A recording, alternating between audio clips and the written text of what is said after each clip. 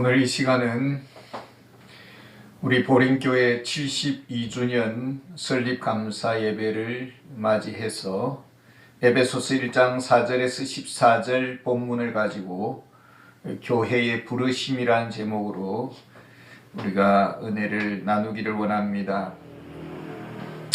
어떤 분이 젊은 날 예수님을 소개받았습니다. 그런데 그 전도를 거부했습니다. 세월이 지나서 많이 혼나고 두 손 두 발 다 들고서야 예수님께로 돌아오는 경우가 있었습니다. 그리스도는 교회의 머리가 되시고 교회는 그리스도의 몸입니다. 하나님은 우리를 보림교회로 불러주셨습니다. 창세전에 하나님 아버지의 계획이었습니다. 예수님은 천상의 세계를 기도로 보여주었습니다. 요한복음 17장 6절에 그들은 아버지의 것이었는데 내게 주셨으며 그들은 아버지의 말씀을 지키었나이다. 우리는 창세전에 하나님 아버지의 소유였고 자녀들이었습니다. 그들은 지금 교회라는 그리스도의 몸을 이루고 있습니다. 아버지께서 신부인 교회를 그리스도께 주셨습니다. 하나님이 하와를 신랑인 아담에게 데리고 오셨듯이 우리를 신랑이신 그리스도께로 인도하신 분은 하나님 아버지십니다. 요한복음 6장 44절에 나를 보내신 아버지께서 이끌지 아니하시면 아무도 내게 올 수 없으니 오는 그를 내게 마지막 날에 다시 살리리라. 오는 그를 내가 마지막 날에 다시 살리리라. 아담의 범죄 이후 인류는 깊은 타락 상태에 빠졌습니다. 에베소서 2장 3절에는 본질상 진노의 자녀였다라고 말을 합니다. 우리는 태어날 때부터 타락의 질병을 안고 태어납니다. 죄를 은근히 즐깁니다. 그럼에도 예수님은 교회의 소속을 이렇게 밝힙니다. 요한복음 17장 16절에 내가 세상에 속하지 아니함 같이 그들도 세상에 속하지 아니하였사옵나이다. 세상에 살고 있습니다. 그러나 세상에 속한 자들이 아닙니다. 국적은 대한민국 국적을 가지고 있습니다. 그러나 하늘나라 시민권자들입니다. 빌립보서 3장 20절에 우리의 시민권은 하늘에 있는지라. 사탄의 자녀였고 죄의 노예였던 우리들입니다. 그런데 어떻게 그리스도의 신부에게 우리가 시집갈 수가 있었습니까? 에베소서 1장 7절에 보면 우리는 그리스도 안에서 그의 은혜의 풍성함을 따라 그의 피로 말미암아 속량 곧 제사함을 받았느니라. 죄사함을 받은 교회가 있습니다. 죄사함을 받지 못한 세상이 있습니다. 그 차이가 무엇일까요? 사울과 다윗과 사울 둘 다 치명적인 죄를 범했습니다. 그래서 둘 다 다윗은 나단 선지자에게 책망을 받았고 사울은 사무엘에게 책망을 받았습니다. 한 사람은 죄사함을 받았습니다. 회복이 되었습니다. 한 사람은 버림을 받았습니다. 저주받았습니다. 나중에는 영적으로 무지 상태에 들어가서 하나님의 음성을 듣고자 무당에게 찾아갔습니다. 무당에게서 나오는 것이 하나님의 음성일까요? 귀신의 소리요 사탄의 소리인 것입니다. 이것이 사울의 말로였습니다. 다윗은 많은 징계를 받았지만 그래서 육체적으로는 힘들었지만 그의 영혼은 하나님과 지속적인 소통을 이루고 있었습니다. 여기에 차이가 있습니다. 세상으로부터 구원받은 교회의 특징이 무엇입니까? 에베소서 1장 4절에 보면 우리로 사랑 안에서 그 앞에 거룩하고 흠이 없게 하시려고. 고린도전서 1장 30절에 너희는 하나님으로부터 나서 그리스도 예수 안에 있고 예수는 하나님으로부터 나와서 우리에게 지혜와 의로움과 거룩함과 구원함이 되셨으니 그리스도 안에 있는 것이 교회의 것이 되었습니다. 지혜도 의로움도 거룩함도 구원함도 신부인 교회의 것이 되었습니다. 신랑과 신부는 가진 모든 것을 공유합니다. 심지어는 상속권도 공유합니다.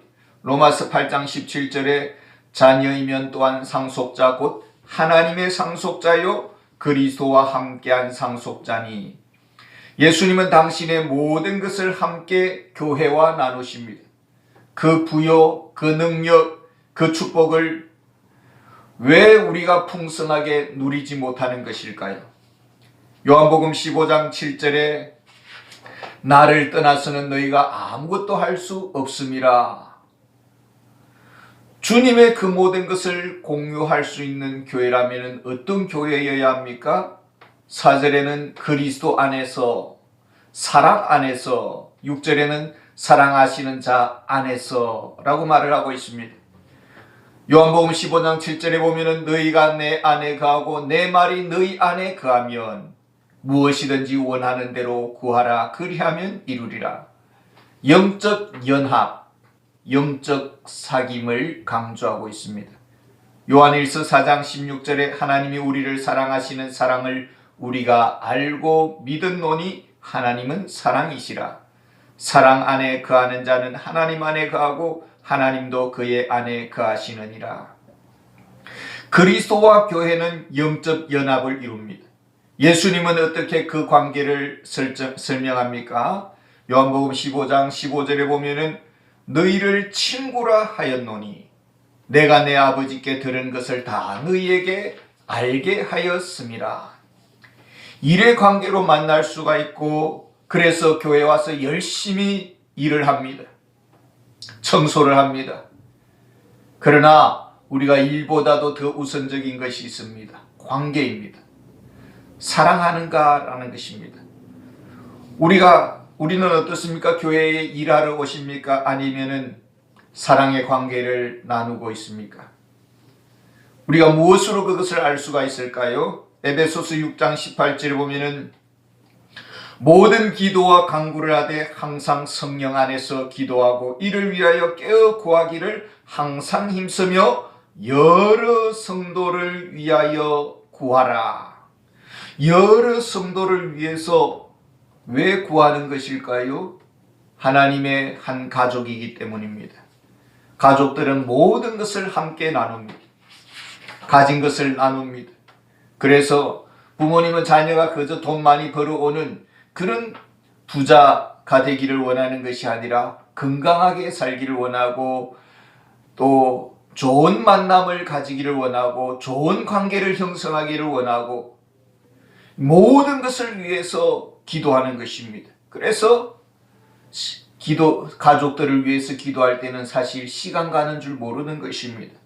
이것이 그리스도와 교회와의 관계이고 대제사장이신 그리스도께서는 우리를 위하여서 하늘에서 지속적으로 중보기도 하시는 것입니다. 우리가 주님과 대화를 나눕니다. 단지 일 때문에 기도하지 않습니다. 물론 일 때문에 사역을 위해서도 기도를 합니다마는 삶을 위해서 우리가 기도를 하고 심지어는 우리의 감정까지도 기도를 하는 것입니다. 무엇보다도 우리가 영적인 귀가 열려서 주님의 음성을 듣게 되는 것입니다. 에베소서 1장 13절에 보면은 그 안에서 너희로 진리의 말씀 곧 너희의 구원의 복음을 듣고 그 안에서 또한 믿어 약속의 성령으로 인치심을 받았으니. 왜 말씀으로 나오는 것입니까? 왜 교회에 나와서 하나님의 말씀을 듣습니까? 그 말씀이 진리요 그 말씀이 생명이기 때문입니다. 어떤 훌륭한 우리 한국 사회에서 존경받는 그런 지성인 철학자가 그런 말씀을 하시는 것을 들었습니다. 과거에는 교회가 사회보다 수준이 높았기 때문에 사회가 교회를 따라왔고 또 존경했지만은 지금은 교회보다 사회가 지적 수준이 더 높다. 그래서 교회에 가면 배울 것이 별로 없기 때문에 가지 않는다. 이런 말씀을 하는 것을 제가 보았습니다.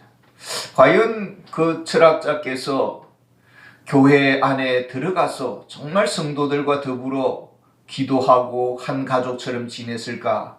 아니면 저 먼 산속에서 도나 닦으면서 이렇게 교회를 평가하는 것일까? 그런 의아한 마음이 들었습니다.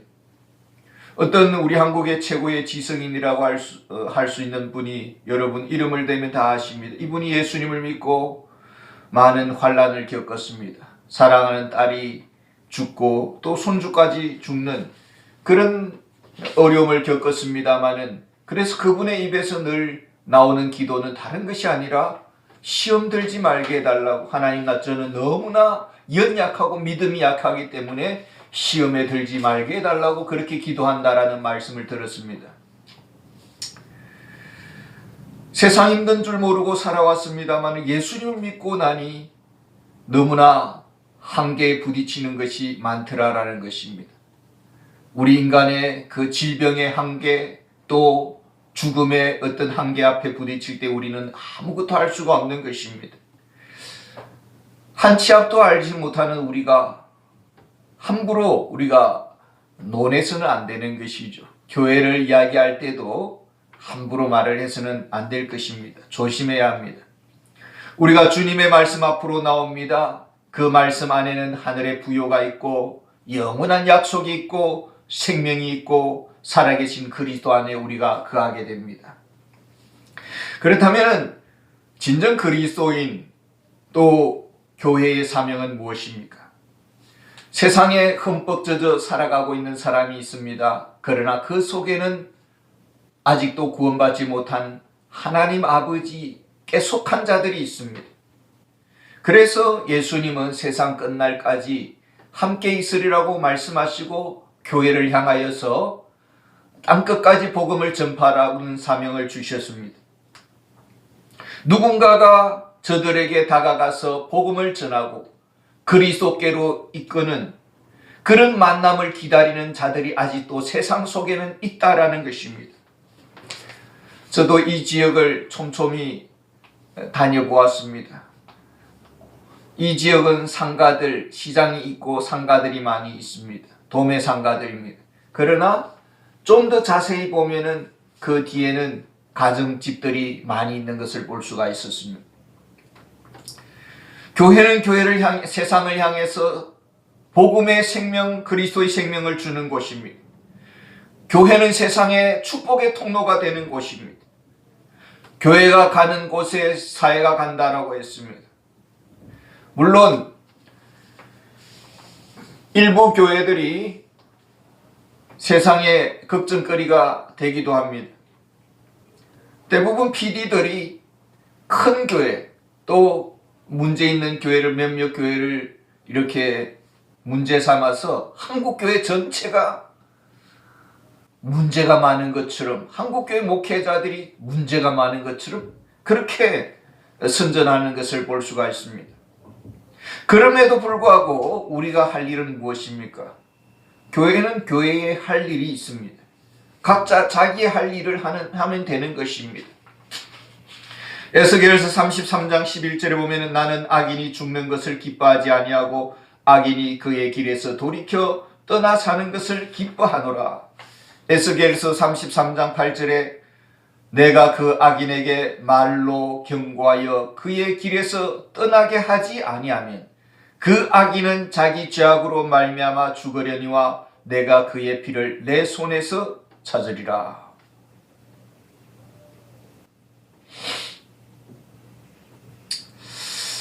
죄의 노예, 악에 빠진 세상, 그 속에 여전히 하나님께 속한 자녀들이 있습니다.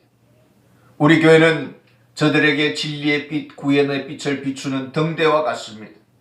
아직도 복음을 듣지 못하는 가정들, 세대들이 많이 있습니다. 전도하기 어려운 시대입니다. 누가복음 15장 7절에 보면 내가 너희에게 이르노니 이와 같이 죄인 한 사람이 회개하면 하늘에서는 회개할 것 없는 의인 99으로 말미암아 기뻐하는 것보다 더하리라. 이것이 하나님의 마음입니다. 그리스도의 신부입니까? 그리스도와 같은 마음을 가지고 있습니까? 그리스도의 다스리심을 받고 그리스도의 뜻으로 같은 마음을 품고 그리스도의 마음으로 같은 멍에를 지고 섬기고 나가야 될 것입니다. 우리 교회는 어려운 시절을 겪은 교회이고 그래서 많은 분들이 교회를 떠났습니다. 다른 교회로 또 정착을 했습니다마는 아직도 방황하는 분들도 있을 것입니다. 기도하는 중에 연락해서 또 그 방황이 멈추도록 힘썼으면 좋겠습니다. 또한 이 지역에 대한 보린교회의 그 영혼의 책임이 있습니다. 전도 이야기를 하면은 떠난 사람을 찾아야 한다고, 떠난 사람 이야기를 하면은 또 전도해야 된다고 하고, 이렇게 해서 우리가 세월을 보낸다면은 어떻게 되겠습니까? 사랑 안에서 기도하는 중에 떠난 사람들이 생각날 때에 저들을 위해 기도해주고 또 축복하고 또 좀 더 다가가는 그런 기회가 있었으면 좋겠습니다. 그리고 이 지역을 거닐다가 기도하는 중에 전도의 문을 놓고야 될 것입니다.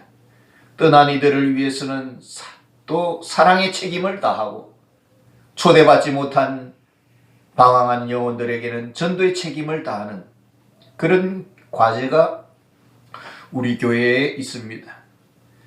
이런 사랑의 능력, 전도의 지혜는 어디에서 나올까요? 주님 안에 오래도록 머무는 그런 은혜가 선행되어야 합니다. 그 가운데서 전도자의 불타는 마음이 회복이 되고 한 영혼에 대한 안타까움이 회복이 되고 또 우리 교회가 이 세대로 끝나지 아니하고 하나님께서 긍휼을 베풀어 주셔서 새 생명들을 다시 보내주시리라고 믿습니다. 상한 마음이 있어서 전도할 마음이 없다면 우리 상한 마음부터 회복되는 은혜가 있기를 원합니다. 그래서 치유하고 전도하고 선교하는 그런 교회로 우뚝 서는 교회가 되기를 원합니다. 감사합니다.